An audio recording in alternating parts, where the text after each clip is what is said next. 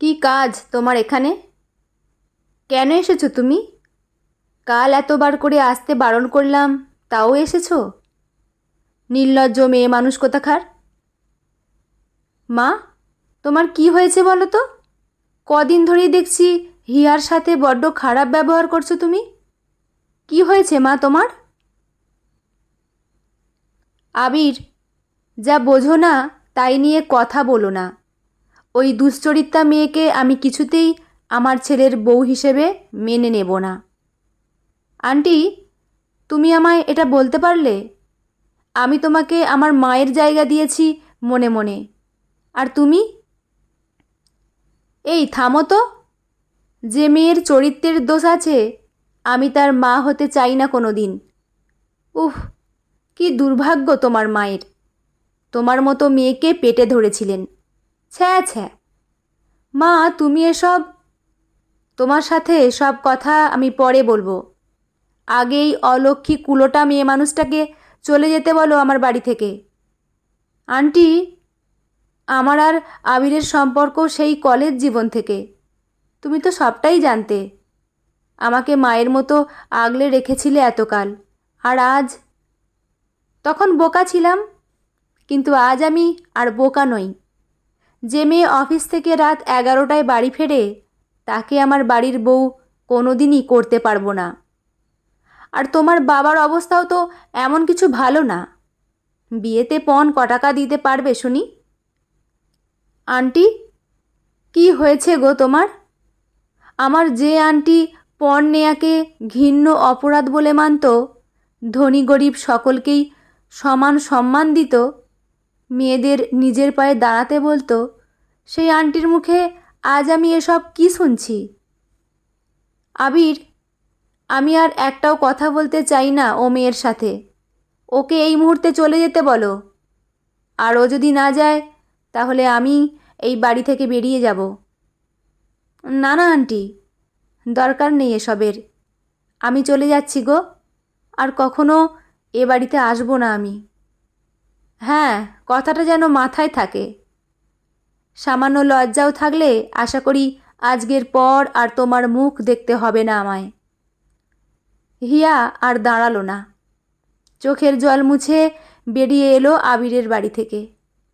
হাঁটার ক্ষমতা ছিল না তার। টলছিল সে মদ্যপের মতো। মনে পড়ছিল দীর্ঘ 7 বছরের সব ঘটনা। আবিরের জীবনে বিধবা মা শ্রীমাদেবী ছিলেন সব। শুধু মা নন, আবিরের বেস্ট ফ্রেন্ড ছিলেন তিনি। আবির জীবনের যাবতীয় ঘটনা শেয়ার করত মায়ের সাথে। তবে প্রথম প্রেমের কথাটা মাকে জানাতে একটু দ্বিধাবোধ করেছিল সে। মা কিভাবে নেবে সেই ভেবে। যদিও শ্রীমাদেবীর চোখ এড়ায়নি আবিরের মাঝে মাঝেই খেতে খেতে হঠাৎ সলজ্জ হাসিতে মুখ লাল হয়ে যাওয়া, কলেজ থেকে দেরি করে ফেরা, গভীর রাত পর্যন্ত মোবাইলের স্ক্রিনে ডুবে থাকা, সবটাই ধরে ফেলেছিলেন তিনি। হঠাৎই একদিন সন্ধেবেলায় আবির যখন পড়তে বসেছে, শ্রীমাদেবী হাজির সেখানে। আবির কিছু বলার আগেই তিনি কপট গাম্ভীর্য সহকারে বললেন, মেয়েটিকে। আবির ভীষণ ঘামতে শুরু করলো। হার্টবিট বেড়ে গেল তার। কোনো রকমে ঢোক গিলে বলল, কোন মেয়ের কথা বলছো? হিয়া। সর্বনাশ, মা নামটাও জেনে ফেলেছে। এই ভেবে আবির যখন ভয়ে বাকরুদ্ধ হয়ে পড়েছে, তখনই সীমাদেবী বললেন, কী রে, নামটা কিভাবে জানলাম এটাই ভাবছিস তো? হ্যাঁ, না না না মানে, কি হ্যাঁ না করছিস? শোন, আমিই বলি। সেদিন রাতে ঘুমের ঘোরে বারবার বলছিলি, Hiya, I love you so much baby. এসব মা শুনে ফেলেছে। ছি ছি, কী যে করি আমি। ঘুমিয়ে পড়লেই আর জ্ঞান থাকে না আমার, ভেবে লজ্জায় মাথা নিচু করল সে। থাক থাক, আমার লজ্জাবতী লতা, আর লজ্জা পেতে হবে না। হিয়াকে একদিন নিয়ে আসিস এ বাড়িতে। আমিও দেখতে চাই কে সেই মেয়ে, যার নাম কিনা আমার লাজুক ছেলেটা স্বপ্নেও উচ্চারণ করছে। ধুস বলেই আবির লাজুক মুখে বই চাপা দিয়ে চলে এসেছিল ঘরের বাইরে। পরের দিনই হিয়া এসেছিল আবিরদের বাড়িতে, লাল শাড়ি পরে। সীমাদেবী হাসতে হাসতে প্রশ্ন করেছিলেন, লাল শাড়ি পরে এলি কেন রে? হবু বউ বলে? হিয়া সে কথা শুনে লজ্জায় লাল হয়ে গেছিল। ও মা, এত লজ্জা পাস না, শাড়ি আর গালের রং যে মিলে গেল। আসলে লাল রং আমার বড্ড প্রিয়, সেজন্যই। কোনো রকমে লাজুক হেসে উত্তর দিল হিয়া। আচ্ছা, বেশ বেশ, আর লজ্জা পেতে হবে না। মায়ের কাছে আবার মেয়ের কিসের লজ্জা? সীমাদেবীর মুখে এই কথা শুনে আনন্দে চোখে জল এসে গিয়েছিল আবির আর হিয়া দুজনেরই। দুজনকে বুকে টেনে নিয়ে সীমাদেবী বলেছিলেন, এই বুড়ির এতকাল একটাই দামড়া ছেলে ছিল, আজ থেকে এই বুড়িটার দুটো সন্তান, বুঝলি? অন্যদিকে হিয়াও বাড়িতে সবটাই জানায়। দুই বাড়ির অভিভাবকেরা মিলে সিদ্ধান্ত নেন, আবির আর হিয়া দুজনেই নিজের পায়ে দাঁড়ানোর পর একটা শুভ দিন দেখে 4 হাত এক করে দেয়া হবে। এরপর কেটে গেল দীর্ঘ 7টা বছর। আবির ব্যাংকে চাকরি পেল, আর হিয়া এক বেসরকারি সংস্থায়। কথাবার্তা এগোচ্ছিল বিয়ের জন্য। দুটো মন দিন গুনছিল কবে মিলন হবে তাদের অফিসিয়ালি। কিন্তু হঠাৎই সপ্তাহ 2 হলো সীমাদেবী এমন অস্বাভাবিক আচরণ শুরু করেছেন। আবির আর হিয়া দুজনেরই বোধগম্য হচ্ছে না সীমাদেবীর এহেন আচরণ। এই সীমাদেবী বড্ড অচেনা তাদের কাছে। আবির সীমাদেবীর এই আচরণের জন্য মায়ের হয়ে ক্ষমাও চেয়েছে হিয়ার কাছে। হিয়া আবিরের হাত দুটো ধরে বলেছে, ধুস পাগল, মা মেয়েকে দুটো কড়া কথা বলেছে অভিমানে, এর জন্য ক্ষমা চাওয়ার কি আছে শুনি? কিন্তু মনে মনে হিয়া যথেষ্ট আঘাত পেয়েছে। এসব কিছু ভাবতে ভাবতে মদ্যপের মতো রাস্তা দিয়ে হাঁটছিল হিয়া বেখেয়ালে। হঠাৎই একটা ট্যাক্সির সামনে এসে পড়ল সে। ট্যাক্সিওয়ালা সঠিক সময়ে ব্রেক না কষলে বড়সড় দুর্ঘটনা ঘটতে পারত। হিয়ার হুঁশ ফিরল ট্যাক্সি চালকের ধমকে।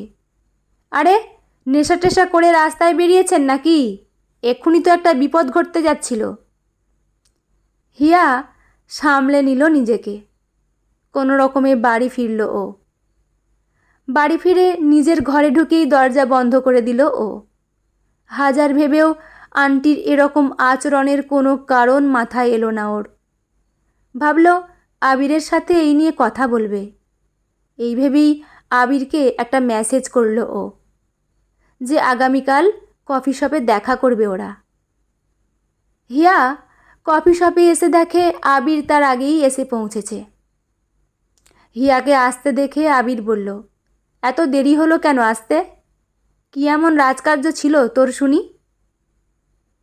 আবির কখনো হিয়াকে আগে এভাবে বলেনি। একটু শকড হলো হিয়া। নিজেকে সামলে নিয়ে বলল, সরি রে। সরি বললেই 7 খুন মাফ হয় না হিয়া? রাফলি কথাটা বলল আবির।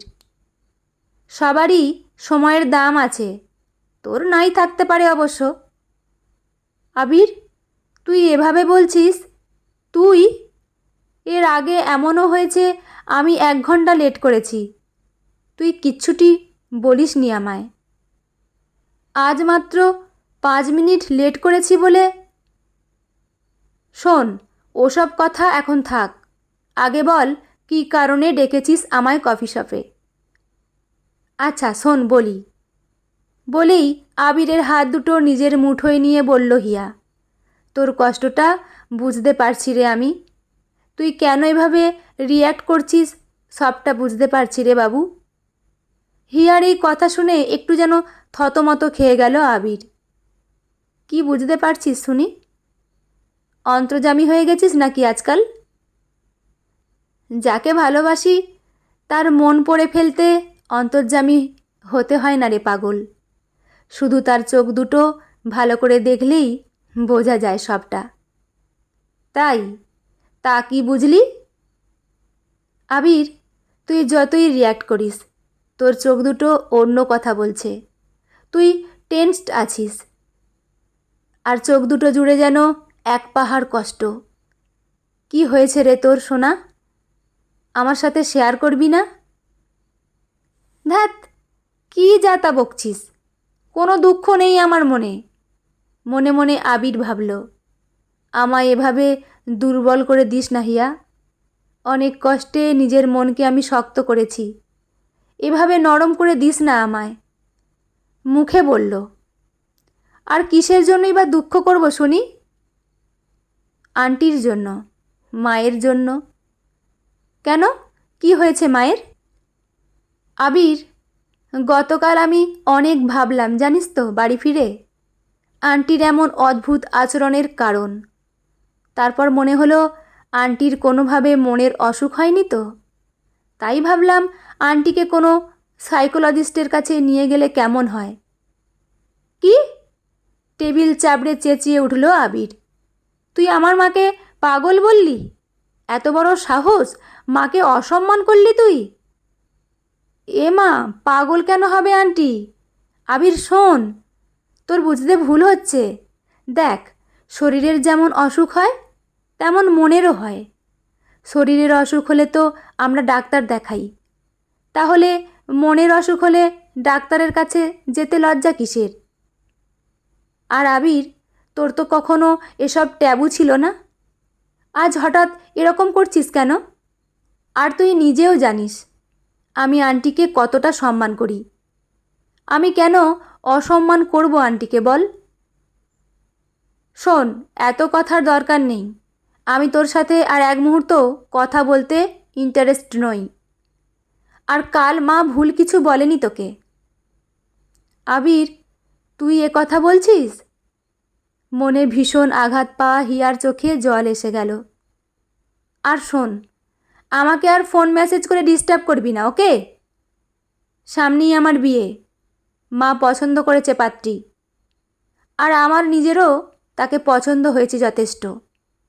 মেয়েটার বাবা ব্যবসায়ী, বিয়েতে 5 লাখ টাকা দেবে বলেছে, সেই সাথে গা ভর্তি গয়নাও দেবে। সে তুই বাইরের লোক হয়ে আর আমাদের পরিবারে উপযাচক হয়ে নাক গলাস না কেমন? হিয়া কিছু বলতে যাচ্ছিল, কিন্তু আবির ওকে কিছু বলতে না দিতেই বলে যেতে লাগলো, আর তোর বাড়িতে একদিন যাব বিয়ের নেমন্তন্ন করতে। এক কাজ করতে পারবি আবির?